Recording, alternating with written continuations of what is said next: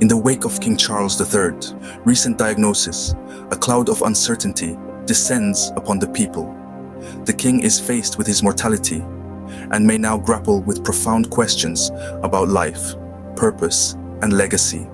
Before we delve into the king's case, let me share with you the story of Roberto Cordoba, a footballer whose life took an unexpected turn. Roberto Cordoba was a famous footballer. He was the best in his team, and one day he got a new contract which offered him mansions, many luxury cars, fame, and power. He was so happy, and he decided to share the news with his gardener Juan, who lives with him. After the gardener heard what he said, he responded and told Roberto, "I'm sorry, sir, but you got it all wrong.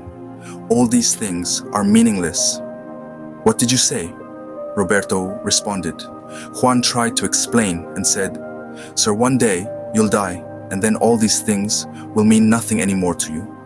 You won't be able to take one thing with you." Now, after hearing this, Roberto was greatly offended and scolded Juan and left. But he couldn't shake off Juan's words. Some time passed, and Roberto threw a party to celebrate his success together with his friends and family. When the party was going on, he noticed that Juan was nowhere to be found. He wanted him to join the party, so he went looking for Juan, and he found him in his room praying. He decided to wait by the door until his friend was done praying. But once he heard Juan praying for him, he interrupted and scolded Juan for praying for him. Fast forward to the next scene, and we find Roberto in the doctor's office.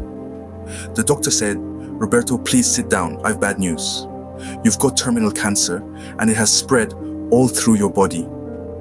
"I'm sorry, Roberto, but you only have few weeks left," the doctor said.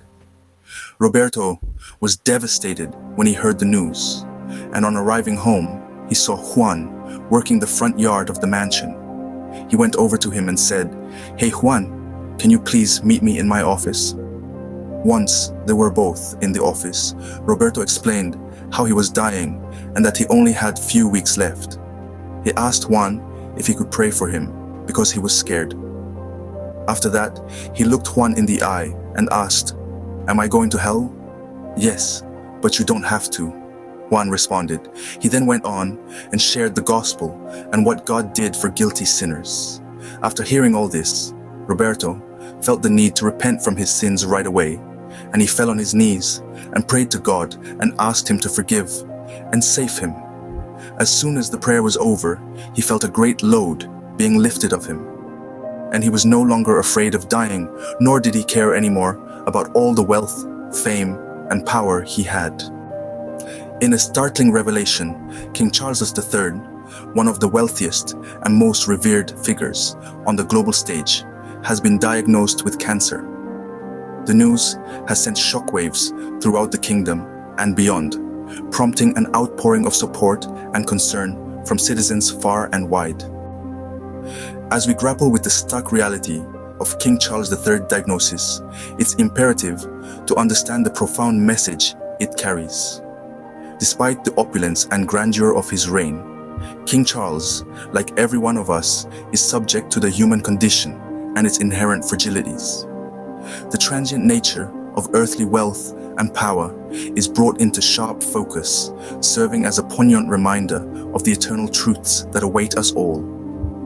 The narrative from the Gospels about the rich young man echoes loudly in this moment. This young man, despite his wealth and apparent righteousness, was spiritually empty. Jesus recognized this and challenged him to sell his possessions, give to the poor, and follow him, promising treasures in heaven. The man was unable to part with his wealth, highlighting the dangers of placing trust in earthly possessions. My friends, this story serves as a powerful reminder of the dangers of placing our trust in earthly possessions. Like the young rich man, we may find ourselves clinging to material wealth, believing it to be the source of our security and happiness. No amount of wealth or power can guarantee immunity from disease or extend our mortal existence. True fulfillment lies not in the accumulation of earthly goods, but in the richness of our relationship with God. As we face this sobering reality, let's remember that we are called to use our wealth to serve others and advance God's kingdom. Imagine a world where sorrow and suffering are distant memories, where God's glory illuminates every corner, and where we, His chosen ones, stand alongside the King of Kings, clothed in righteousness. Kings, queens, and treasures shall pass away, but there's one who remains, King Jesus. To His reign will come no end, and according to His promise in His word to you, His children and followers, you also shall one day wear a royal crown and reign on a perfect earth as God's royal priests. In that day, there will be no more tears and no more pain.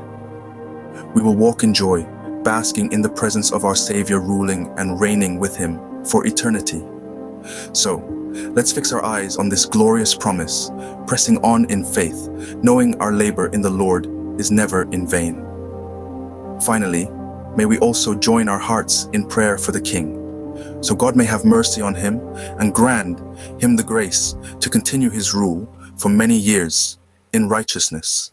Amen.